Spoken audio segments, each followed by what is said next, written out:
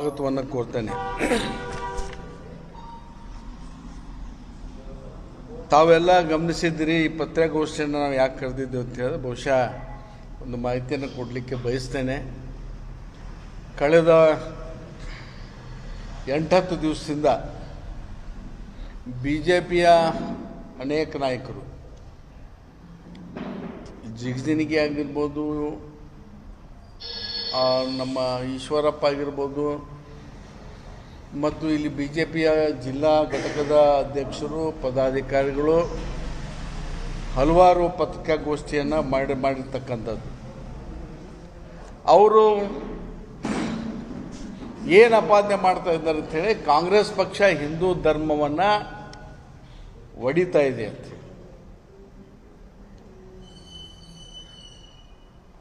ನಾನು ಅವರಿಗೆ ಕೇಳಲಿಕ್ಕೆ ಬಯಸ್ತಾ ಇದ್ದೇನೆ, ಹಿಂದೂ ಧರ್ಮವನ್ನು ಎಲ್ಲಿ ಹೊಡಿತಾ ಇದೆ, ಯಾವ ಕಾರಣಕ್ಕಾಗಿ ಹೊಡಿತಾ ಇದೆ ಅನ್ನೋದನ್ನು ತಾವು ಸ್ಪಷ್ಟಪಡಿಸಬೇಕು. ಮತ್ತು ನಾವೆಲ್ಲ ಹಿಂದೂಗಳೇ, ನಾವೇನು ಬೇರೆ ಅಲ್ಲ. ನಮ್ಮ ಸರ್ಟಿಫಿಕೇಟ್ನಲ್ಲಿ ಹಿಂದೂ ಬರೆಸಿನೇ ಮುಂದೆ ನಮ್ಮ ಜಾತಿ ಕಾಲಮ್ನಾಗ ನಮ್ಮ ಜಾತಿ ಇದಾವೆ. ಇವತ್ತು ದಲಿತರಾಗಿರ್ಬೋದು, ಹಿಂದುಳಿದವರಾಗಿರ್ಬೋದು, ಇವರೆಲ್ಲ ನಿಮ್ಮ ದೃಷ್ಟಿಯಲ್ಲಿ ಹಿಂದೂಗಳು ಹೌದು ಅಲ್ಲೋ ಅನ್ನೋದು ಮೊದಲನೇ ಪ್ರಶ್ನೆ ನಂದು BJP ಅವರಿಗೆ. ಮತ್ತು ನಾವೆಲ್ಲ ಹಿಂದೂಗತ್ ಹೇಳಿದ್ರೆ ನಮ್ಮನ್ನು ಯಾರೂ ಹೊಡೆದಿಲ್ಲ, ಹೊಡಿತಕ್ಕಂಥ ಭ್ರಮೆ ಈ ರಾಜ್ಯದಲ್ಲಿ ಉದ್ಭವ ಆಗಿಲ್ಲ. ಇದನ್ನು ಯಾಕೆ ನೀವು ಸುಮ್ಮನೆ ಈ ಅಪಾದನೆ ಮಾಡ್ತಾ ಇದ್ದೀರಿ ಅಂತಕ್ಕಂಥದ್ದನ್ನು ನಿಮ್ಮಲ್ಲಿ ನಾನು ಕೇಳಲಿಕ್ಕೆ ಬಯಸ್ತಾ ಇದ್ದೇನೆ. ಮುಂದೆ ಹೋಗಿ ಅವ್ರು ಏನು ಹೇಳ್ತಾ ಇದ್ದಾರೆ ಅಂದರೆ, ಈ ಸರ್ಕಾರ, ಕಾಂಗ್ರೆಸ್ ಪಕ್ಷದ ಸರ್ಕಾರ ಬ್ರಿಟಿಷ್ ಮಾದರಿಯ ಆಡಳಿತದಲ್ಲಿ ಯಾವ ರೀತಿ ಬ್ರಿಟಿಷ್ ಒಂದು ಆಡಳಿತ ಇತ್ತು ಆ ರೀತಿ ಅಂತ ಒಂದು ಆಡಳಿತದ ಮಾದರಿ ಕಾಂಗ್ರೆಸ್ ಪಕ್ಷ ಅಳವಡಿಸಿಕೊಂಡಿದೆ ಅಂತಕ್ಕಂಥದ್ದನ್ನು ಹೇಳಿದರು ಅವರು ತಮ್ಮ ಮಾಧ್ಯಮದ ಮುಖಾಂತರ, ಪತ್ರಿಕಾ ಹೇಳಿಕೆಗಳ ಮುಖಾಂತರ ಹೇಳಿದ್ದಾರೆ. ನಾನು ಅವ್ರಿಗೆ ಒಂದು ವಿಚಾರವನ್ನು ಸ್ಪಷ್ಟಪಡಿಸಲಿಕ್ಕೆ ಬಯಸ್ತಾ ಇದ್ದೇನೆ. ಕಾಂಗ್ರೆಸ್ ಪಕ್ಷ ಈ ದೇಶದ ಸಂವಿಧಾನದ ನಿಯಮದಲ್ಲಿ ನಂಬಿಕೆ ಇಟ್ಟಿರ್ತಕ್ಕಂಥದ್ದು, ಪ್ರಜಾಪ್ರಭುತ್ವದ ಮಾದರಿಯಲ್ಲಿ ಸರ್ಕಾರವನ್ನು ನಡೆಸ್ತಕ್ಕಂಥದ್ದು. ನೀವೇನು ಅಪೇಕ್ಷೆ ಮಾಡಿದ್ದೀರಿ, ಮನುವಾದಿ ಪ್ರಕಾರ ಈ ರಾಜ್ಯ ನಡಿಬೇಕಂತಕ್ಕಂಥ ಎಂದಿಗೂ ಕೂಡ ಸಾಧ್ಯ ಇಲ್ಲ. ನಿಮ್ಮ ಮನಸ್ಸಿನಲ್ಲಿರ್ತಕ್ಕಂಥದ್ದು ಅದೇ, ಮನುವಾದಿ ನಿಯಮಗಳ ಪ್ರಕಾರ ನಡಿಬೇಕು, ಆಗ ನಡೆದ್ರೆ ಮಾತ್ರ ಒಳ್ಳೆಯ ಸರ್ಕಾರ ಅಂತ ಹೇಳಿ ನಿಮ್ಮದೇನೋ ಭಾವನೆ ಇದೆ. ಆದರೆ ಇದು ಸಂವಿಧಾನ ಮತ್ತು ಪ್ರಜಾಪ್ರಭುತ್ವದ ಮೌಲ್ಯಗಳನ್ನು ಇಟ್ಟುಕೊಂಡು ನಡೀತಕ್ಕಂಥ ಸರ್ಕಾರ. ನಿಮಗೆ ಹೇಳಲಿಕ್ಕೆ ನಾನು ಬಯಸ್ತಾ ಇದ್ದೇನೆ. ಇನ್ನು ನಮ್ಮ ನಾಯಕರಾಗಿರ್ತಕ್ಕಂಥ MB ಪಾಟೀಲ್ ಸಾಹೇಬ್ರ ಬಗ್ಗೆ ಒಂದು ಅಪಪ್ರಚಾರವನ್ನು ಮಾಡ್ತಾ ಇದ್ದಾರೆ. ಅವರು ಧರ್ಮವನ್ನು ಒಡಿತಾ ಇದ್ದಾರೆ, ಧರ್ಮವನ್ನು ಒಡೆದು ಮುಖ್ಯಮಂತ್ರಿಗಳು ಆಗಬೇಕು ಅಂತ ಹೇಳಿ ಒಂದು ಪ್ರಯತ್ನವನ್ನು ಅವರು ಮಾಡ್ತಾ ಇದ್ದಾರೆ ಅಂತಕ್ಕಂಥ ಅಪಾದನೆಯನ್ನು ಅವರು ಮಾಡ್ತಾ ಇದ್ದಾರೆ. MB ಪಾಟೀಲ್ ಸಾಹೇಬರಿಗೆ ಧರ್ಮ ಒಡೆದು ಮುಖ್ಯಮಂತ್ರಿ ಆಗ್ತಕ್ಕಂಥ ಪ್ರಮೇಯ ಉದ್ಭವ ಆಗಂಗಿಲ್ಲ. ನಾನು ನಿಮಗೆ ಕೇಳಕ್ಕೆ ಬಯಸ್ತೀನಿ, ಯಡಿಯೂರಪ್ಪನವರು ನಿಮ್ಮ ಪಕ್ಷದ ಆಗಿದ್ರಲ್ಲ ಹಿಂದೆ 2-3 ಸಲ. ಜಗದೀಶ್ ಶೆಟ್ಟರ್ ಅವರಾಗಿದ್ದರು, ಬೊಮ್ಮಾಯಿ ಅವರಾಗಿದ್ದರು. ಇವರೆಲ್ಲ ಧರ್ಮ ಒಡೆದೇ ಮುಖ್ಯಮಂತ್ರಿ ಆಗಿದ್ದಾರಾ ಹೆಂಗೆ ಅಂತಕ್ಕಂಥ ಪ್ರಶ್ನೆಯನ್ನು ನಿಮಗೆ ಕೇಳಲಿಕ್ಕೆ ನಾನು ಬಯಸ್ತಾ ಇದ್ದೇನೆ. ಧರ್ಮ ಹೊಡಿತಕ್ಕಂಥ ಅನಿವಾರ್ಯತೆ ಅವ್ರಿಗಿಲ್ಲ. ಅವ್ರಿಗೆ ಕಾಂಗ್ರೆಸ್ ಹೈಕಮಾಂಡ್ ಯಾವಾಗ ಇಚ್ಛೆ ಪಡ್ತಾ ಇದೆ, ಯಾವಾಗ ಶಾಸಕರು, ಪಕ್ಷದ ಶಾಸಕರು ಇಚ್ಛೆ ಪಡ್ತಾ ಇದ್ದಾರೆ, ಸ್ವಾಭಾವಿಕವಾಗಿ ಅವರು ಮುಖ್ಯಮಂತ್ರಿಗಳಾಗ್ತಾರೆ. ಯಾವಾಗ ಧರ್ಮ ಒಡೆದೇ ಆಗ್ಬೇಕಂತಕ್ಕಂಥದ್ದು ಏನಿಲ್ಲ. ಅವ್ರು ಎಂದೂ ಆ ಕೆಲಸಕ್ಕೆ ಕೂಡ ಕೈ ಹಾಕಿಲ್ಲ ಅಂತಕ್ಕಂಥದ್ದನ್ನು ಹೇಳಿಕೆ ಬಯಸ್ತಾ ಇದೆ. ಈ ಬಸವ ಧರ್ಮ ಅಂತಕ್ಕಂಥದ್ದು MB ಪಾಟೀಲ್ ಅಸ್ಮಿತೆತೆ. ಅದು ಬಸವಣ್ಣವರ, ನಮ್ಮ ನಾಡಿನವರು, ನಮ್ಮ ಜಿಲ್ಲೆಯವರು, ಇಡೀ ಪ್ರಪಂಚಕ್ಕೆ ಒಂದು ತಾತ್ವಿಕ ಸಿದ್ಧಾಂತವನ್ನು ಕೊಟ್ಟು ಹೋಗಿರ್ತಕ್ಕಂಥವ್ರು, ಸಮಾನತೆಯನ್ನು ಸಾರಿರ್ತಕ್ಕಂಥವ್ರು. ಎಲ್ಲ ಜನ ಸಮಾನರಾಗಿ ಬದುಕಬೇಕು, ಮಹಿಳೆಯರು ಸಮಾನರಾಗಿರಬೇಕು, ಕಾಯಕದ ಮುಖಾಂತರ ನೀವು ನಡಿಬೇಕು ಅಂತಕ್ಕಂಥ ಉದಾತ್ತ ವಿಚಾರಗಳನ್ನು ನಮ್ಗೆ ಬಿಟ್ಟು ಹೋಗಿರ್ತಕ್ಕಂಥವ್ರು. ಅವರ ಧರ್ಮ ಸ್ಥಾಪನೆ ಮಾಡಿದ್ದಾರೆ. ಸಮಾನತೆ ಆಧಾರದ ಮೇಲೆ ಆ ಧರ್ಮ ಉಳಿಬೇಕಂತಕ್ಕಂಥ ವಿಚಾರ ಹೇಳಿದ್ದು ಎಂ ಬಿ ಪಾಟೀಲ್ ಅವರ ಅಪರಾಧ ಹೇಗೆ ಅಂತಕ್ಕಂಥದ್ದನ್ನು ನಿಮಗೆ ಕೇಳಲಿಕ್ಕೆ ಬಯಸ್ತಾ ಇದ್ದೇನೆ. ಬಿ ಜೆ ಪಿ ಅವರಿಗೆ ಅದು ಅವರ ಅಸ್ಮಿತತೆ, ಅದನ್ನು ಕೇಳಬಾರ್ದು. ಇವತ್ತು ನಾವು ಲಿಂಗಾಯತರು ಅಲ್ಲದೇ ಇರ್ಬೋದು, ಇವತ್ತು ನಾನು ಮಾತನಾಡ್ತಕ್ಕಂಥವ್ರು ಲಿಂಗಾಯತರು ಅಲ್ಲದೇ ಇರ್ಬೋದು, ಇವರು ಲಿಂಗಾಯತರು ಇರ್ಬೋದು. ಆದರೆ ನೀವು ಕನ್ಯೇರಿ ಸ್ತ್ರೀಗಳ ಬಗ್ಗೆ ನೀವೇನು ಮಾತಾಡ್ತಾ ಇದ್ದೀರಿ, ನೀವೇನು ಬೆಂಬಲ ಕೊಡ್ತಾ ಇದ್ದೀರಿ, ಎಲ್ಲ ಗೊತ್ತಿರ್ತಕ್ಕಂಥದ್ದು. ಅದ್ರ ಹಿಂದೆ ಏನು ನಡೀತಾ ಇದೆ ಅಂತಕ್ಕಂಥದ್ದು ಕೂಡ ಗೊತ್ತಿರ್ತಕ್ಕಂಥದ್ದು. ನಾವು ಕನ್ಯೇರಿ ಸ್ತ್ರೀಗಳ ಚಟುವಟಿಕೆಗೆ ಯಾವುದೇ ರೀತಿಯಾದಂಥ ವಿರೋಧಿಗಳಲ್ಲ. ಮೊದಲು ಸ್ಪಷ್ಟಪಡಿಸ್ತೇನೆ, ನಾನು ಯಾವುದೇ ಜಾತಿಯ ಧರ್ಮದ ವಿರೋಧಿ ಅಲ್ಲ. ಎಲ್ಲ ಧರ್ಮಗಳನ್ನು, ಎಲ್ಲ ಜಾತಿಗಳನ್ನು, ಎಲ್ಲ ಸ್ವಾಮೀಜಿಗಳನ್ನು ಸಮಾನವಾಗಿ ಪ್ರೀತಿಸ್ತಕ್ಕಂಥವನು. ಆದರೆ ಕನ್ಯೇರಿ ಸ್ವಾಮಿಗಳು ಅವತ್ತು ಮಾತನಾಡಿರ್ತಕ್ಕಂಥದ್ದೇನಿದೆ ಅದಕ್ಕೆ ನಾನು ವಿರೋಧವನ್ನು ವ್ಯಕ್ತ ಮಾಡ್ತಾ ಇದ್ದೇನೆ. ಯಾವುದೇ ಸ್ತ್ರೀಗಳಿಂದ ಬಾಯಿಂದ ಬರ್ತಕ್ಕಂಥ ಶಬ್ದ ಅಲ್ಲ ಅದು. ಇಲ್ಲಿಯವರೆಗೆ ಯಾವ ಸ್ವಾಮೀಜಿಯವರು ಕೂಡ ಅಂಥ ಶಬ್ದಗಳನ್ನು ಮಾತಾಡಿಲ್ಲ. ದಂಗೆ ಹೇಳಲಿಕ್ಕೆ ಪ್ರಚೋದನೆ ಮಾಡ್ತಾ ಇದ್ದೀರಿ ಈ ಜಿಲ್ಲೆಯಲ್ಲಿ. ದಯವಿಟ್ಟು ಇದು ನಿಮಗೆ ಬಿ ಜೆ ಪಿಯವರಿಗೆ ಶೋಭೆ ತರ್ತಕ್ಕಂಥದ್ದಲ್ಲ. ನೀವು ಸಹಬಾಳ್ವೆ, ಪ್ರೀತಿ, ವಿಶ್ವಾಸ, ನಂಬಿಕೆ, ಶಾಂತಿ, ಈ ಒಂದು ಸಿದ್ಧಾಂತದಲ್ಲಿ ನಂಬಿಕೆಯನ್ನು ನೀಡಬೇಕು. ನೀವು ಯಾವತ್ತಿಗೂ ಕೂಡ ದೊಣ್ಣೆ ತೆಗೆದುಕೊಂಡು ನೀವು ಇದು ಮಾಡೋದಲ್ಲ. ಶಾಂತಿಯನ್ನು ಕೂಡ ಒಂದು ಹೇಳಬೇಕಾಗ್ತಾ ಇದೆ ನೀವು ಇವತ್ತು. ಅದಕ್ಕಾಗಿ ಅದನ್ನು ನಾನು ನೀವು ಹೇಳ್ತಕ್ಕಂಥ ಏನು ದಂಗೆ ಹೇಳ್ತಾ ಇದೆ ಅಂತಕ್ಕಂಥ ವಿಚಾರವನ್ನು ಹೇಳಿದ್ದೀರಿ, ಅದಕ್ಕೆ ನಾನು ವಿರೋಧವನ್ನು ವ್ಯಕ್ತ ಮಾಡ್ತಾ ಇದ್ದೇನೆ. ನೀವು ಆ ರೀತಿ ಮಾತನಾಡಬಾರ್ದಂತ ಆಗಿತ್ತು. ಆಮೇಲೆ ಒಂದು 2-3 ವಿಚಾರ ಹೇಳಿದ್ದಾರೆ. ಗುತ್ತಿಗೆದಾರರಿಗೆ ಇವತ್ತು ಬೀದಿಯಲ್ಲಿ ಬಂದು ನಿಂತಿದ್ದಾರೆ ಅಂತ. ಗುತ್ತಿಗೆದಾರರು, ಈ ಗುತ್ತಿಗೆದಾರರು ಇವತ್ತಿನ ಪರಿಸ್ಥಿತಿಗೆ ಯಾರು ಕಾರಣರು?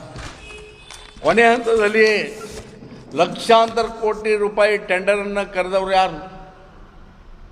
ಬಿ ಜೆ ಪಿಯ ಕೊನೆ ಹಂತ ಅಧಿಕಾರ ಇತ್ತಲ್ಲ, ಅವಾಗ ಸುಮಾರು 2 ಲಕ್ಷ ಕೋಟಿ ರೂಪಾಯಿವರೆಗೆ ನೀವು, ನನಗೆ ಅಧಿಕೃತ ನನ್ನ ಅಂಕಿ ಸಂಖ್ಯೆ ಮಾಹಿತಿ ಇಲ್ಲ, ಲಕ್ಷಾಂತರ ರೂಪಾಯಿ 1.5 ಲಕ್ಷ ಕೋಟಿ ಟೆಂಡರನ್ನು ಕರೆದವ್ರು ಯಾರು?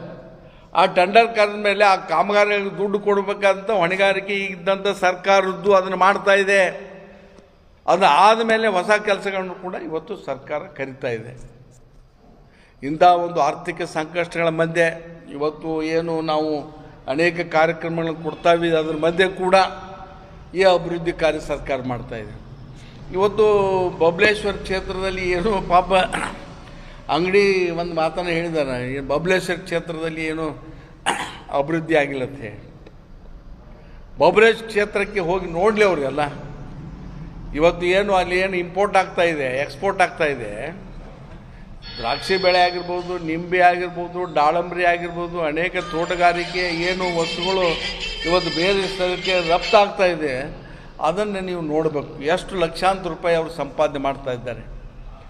ಅಲ್ಲಿ ಏನು ಶಾಲಾ ಕಾಲೇಜುಗಳಾಗಿವೆ, ಏನು ಅಭಿವೃದ್ಧಿ ಆಗಿದೆ, ಅದನ್ನು ನೀವು ಗಮನಿಸಿ ಮಾತನಾಡಬೇಕು. ಸುಮ್ಮನೆ ನಾವು ಬಾಯಿ ಚಪ್ಪಲಕ್ಕೆ ಏನೇ ಮಾತಾಡಿದ್ರೆ ಅದಲ್ಲ. ಬಿಜಾಪುರ ಜಿಲ್ಲೆಯಲ್ಲಿ ಎಲ್ಲ ನಮ್ಮ ಕ್ಷೇತ್ರದ ಕಾಂಗ್ರೆಸ್ ಶಾಸಕರು ಅಭಿವೃದ್ಧಿಯನ್ನು ಮಾಡ್ತಾ ಇದ್ದಾರೆ. ಎಂ ಬಿ ಪಾಟೀಲ್ ಸಾಹೇಬರೊಬ್ಬರೇ ಅಲ್ಲ, ಕಾಂಗ್ರೆಸ್ ಪಕ್ಷದ ಎಲ್ಲ ಶಾಸಕರು, ಮಂತ್ರಿಗಳು ತಮ್ಮ ಕ್ಷೇತ್ರದಲ್ಲಿ ನಿರೀಕ್ಷಿತ ಅಭಿವೃದ್ಧಿಯನ್ನು ಮಾಡ್ತಾ ಇದ್ದಾರೆ. ಅದನ್ನು ನಾನು ಇಲ್ಲಿ ಹೇಳಲಿಕ್ಕೆ ಬಯಸ್ತಾ ಇದ್ದೇನೆ. ಅದರ ಜೊತೆಗೆ SCP TSP ಹಣ ದುರುಪಯೋಗ ಮಾಡಿಕೊಂಡಿದ್ದಾರೆ ಅಂತ ಹೇಳಿ ನಾನು ಹಿಂದೆ ಕೂಡ ಇದ್ರ ಬಗ್ಗೆ ಒಂದು ಪ್ರೆಸ್ ಮೀಟ್ ಬಂದಾಗ ಹೇಳಿದ್ದೆ. SCP TSP ಹಣ BJPಯಲ್ಲಿ ಎಷ್ಟು ದುರುಪಯೋಗ ಆಗಿದೆ, ಕಾಂಗ್ರೆಸ್ನಲ್ಲಿ ಎಷ್ಟಾಗಿದೆ ಅನ್ನತಕ್ಕಂಥ ಬಹಿರಂಗ ಚರ್ಚೆಗೆ ಬಂದರೆ ನಾನು ನಿಮಗೆ ಉತ್ತರ ಕೊಡಲಿಕ್ಕೆ ತಯಾರಾಗಿದ್ದೇನೆ ಅಂತಕ್ಕಂಥ ಮಾತನ್ನು ನಿಮ್ಮ ಮಾಧ್ಯಮಗೋಷ್ಠಿ ಮುಖಾಂತರ ಹೇಳಿ ನಾನು ಹೆಚ್ಚಿಗೆ ಮಾತನಾಡಿದೆ. ಇವತ್ತು ಈ ಕಾರಣಕ್ಕಾಗಿ ಪತ್ರಿಕಾಗೋಷ್ಠಿಯನ್ನು ಕರೆದು ನನ್ನ ವಿಚಾರಗಳನ್ನು ಹೇಳಿದ್ದೇನೆ.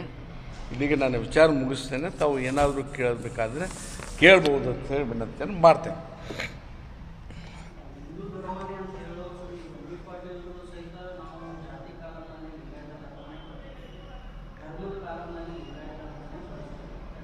ಏನು ತಪ್ಪಿದೆ? ಈಗ ಬಸವಣ್ಣ ಸ್ಥಾಪನೆ ಮಾಡಿರ್ತಕ್ಕಂಥ ಧರ್ಮನ ಬರೆಸಿನತೆ ಅಪರಾಧನ ಅದು. ಸಮಾನತೆಯ ಸಮಾಜ ನಿರ್ಮಾಣ ಮಾಡ್ಬೇಕಂತಕ್ಕಂಥ ಏಕೈಕ ಉದ್ದೇಶ ಕಟ್ಟಿರ್ತಕ್ಕಂಥ ಒಂದು ಧರ್ಮ ಅದು ಅಪರಾಧ. ಅದು ನೀವು ಹೇಳ್ಬೇಕಿದೆ ಅಪರಾಧನ ಹೆಂಗಂತೇಳಿ. ಹಾಂ ಹಾಂ ಹಾಂ ಯಾವುದು ಅವ್ರಿಗೆ ಕೇಳ್ರಿ, ಇದನ್ನು ಸಂಬಂಧಪಟ್ಟಂಗೆ ಅವ್ರಿಗೆ ಕೇಳ್ರಿ. ನನ್ನ ಸರ್ಟಿಫಿಕೇಟ್ನಾಗ ಹಿಂದೂ ಧರ್ಮದ ಮೌಲ್ಯ ವಿಚಾರಗಳನ್ನು ನಾನು ಒಪ್ಪದೇ ಇದ್ದರೂ ಕೂಡ, ಹಿಂದೂ ಧರ್ಮದ ಕೆಲವು ಸಂಪ್ರದಾಯಗಳನ್ನು ನಾನು ಒಪ್ಪದೇ ಇದ್ದರೂ ಕೂಡ, ನಮ್ಮ ಹಿರಿಯರು ನಮ್ಮ ಏನು ಎನ್ಸಿಸ್ಟರ್ಸ್ ಏನಂದ್ರೆ ನಮ್ಮ ಜಾತಿ ಕಾಲಮ್ನಲ್ಲಿ, ಧರ್ಮದ ಕಾಲಮ್ನಲ್ಲಿ ಹಿಂದೂ ಅಂತ ಬರೆಸಿದ್ದಾರೆ, ಜಾತಿ ಕಾಲಮ್ನಲ್ಲಿ ಏನದೀನಿ ಎಸ್ ಅಂತ ನಮ್ಗೆ ಬರೆಸಿದ್ದಾರೆ.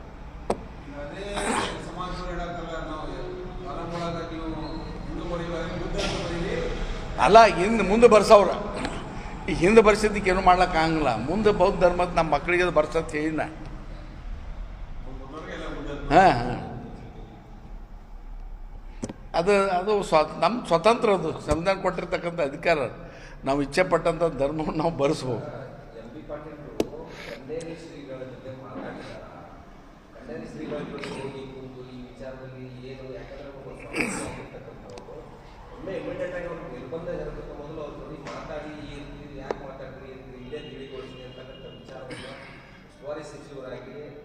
ಈಗ ನಾನು ಒಂದು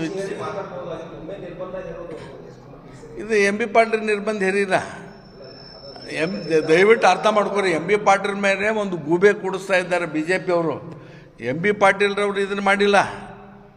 ಇದನ್ನು ಇಲ್ಲಿ ಈ ಸ್ಟೇಟ್ಮೆಂಟ್ ಆದಮೇಲೆ ಇದು ಬಂದ್ರೆ ಏನಾರೇ ಒಂದು ಅನಾಹುತ ಆಗ್ಬೋದು ಅಂತ ಹೇಳಿ ಜಿಲ್ಲಾಡಳಿತನೇ ಮಾಡಿರ್ತಕ್ಕಂಥದ್ದು. ಬಾಗಲಕೋಟೆ ಜಿಲ್ಲಾಡಳಿತ ಮಾಡಿದೆ.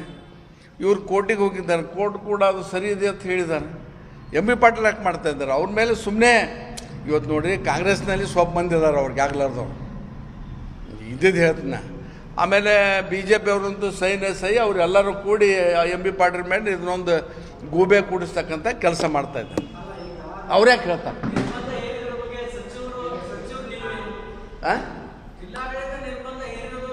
ಈಗ ಅಲ್ಲ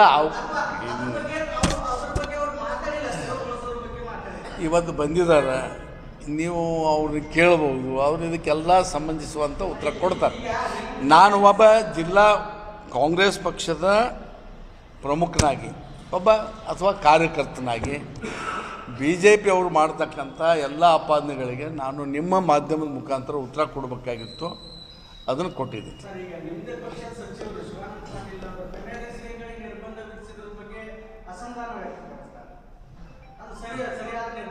ಇಲ್ಲ, ಅವರು ಜಿಲ್ಲಾಧಿಕಾರಿ ಜೊತೆ ಮಾತಾಡ್ಬೋದಾಗಿತ್ತಲ್ಲ, ನಾವು ಅದ್ರ ಬಗ್ಗೆ ಹೇಳ. ಈಗ ನೋಡಿ ದೊಡ್ಡ ಲೆವೆಲ್ ಅದು. ನಾನು ಅದನ್ನು ಮಾತಾಡೋಕ್ಕೆ ಭಾಳ ಸಣ್ಣವನಾಗ್ತೀನಿ. ನನಗೇನು ತಿಳಿದಿದೆ, ನನ್ನ ಅರಿವಿಗೆ ಏನು ಬಂದಿದೆ ಅದನ್ನು ನಿಮ್ಮ ಮುಂದೆ ಇಟ್ಟಿದ್ದೀನಿ.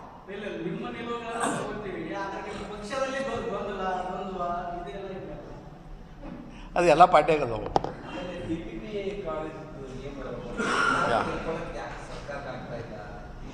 ನೋಡ್ರಿ ಇಲ್ಲಿನೂ ಸುಮ್ಮನೆ ಅದು. ಈಗ ಸರ್ಕಾರಿ ಕಾಲೇಜ್ ಆಗ್ಬೇಕಂತ ವಿರೋಧ ಮಾಡಿದವ್ರು ಯಾರು? ಬೇಡ ಅಂತ ಹೇಳಿದವ್ರು. ಸರ್ಕಾರಿ ಕಾಲೇಜ್ ಮೆಡಿಕಲ್ ಕಾಲೇಜ್ ಆಗಬಾರ್ದಿಲ್ಲ ಅಂತ ಹೇಳಿ ಅದಕ್ಕೆ ವಿರೋಧ ಯಾರು ಮಾಡಿದಾರೋ ಅಷ್ಟು ಹೇಳಿಬಿಡ್ರಿ. ನಾ ಪರಾನೇ, MB ಪಾಟೀಲ್ ಪರಾದ ಅಂತ ಹೇಳ್ಯಾರಲ್ಲ, ಅವರೇ ಅದು ಪರಾದ ಅಂತೇಳಿ ಬೆಂಬಲ ಸೂಚಿಸಿ ಬಂದಾರಲ್ಲ. ನೋಡಿರಿ, ಇಲ್ಲಿ ಬಂದಾಗ ನೀವೇ ಮಾಧ್ಯಮ ಮಿತ್ರರೇ ಮುಖ್ಯಮಂತ್ರಿಗಳ ಪ್ರಶ್ನೆ ಕೇಳಿದ್ದೀರಿ. ಉಪಮುಖ್ಯಮಂತ್ರಿಗಳು ಅದೇನಿದೆ ಅದನ್ನು ನಿಮಗೆಲ್ಲ ಕೂಡ ಹೇಳಿದ್ದಾರೆ ಅವರು. ಅದನ್ನು ಅವ್ರಿಗೆ ಕೇಳ್ಬೇಕು ನೀವು. ನನಗೆ ಕೇಳಿದ್ರೆ ನಾ ಅಪರಾಧಿ. ಸರ್ಕಾರಿ ಕಾಲೇಜ್ ಆಗಬೇಕು.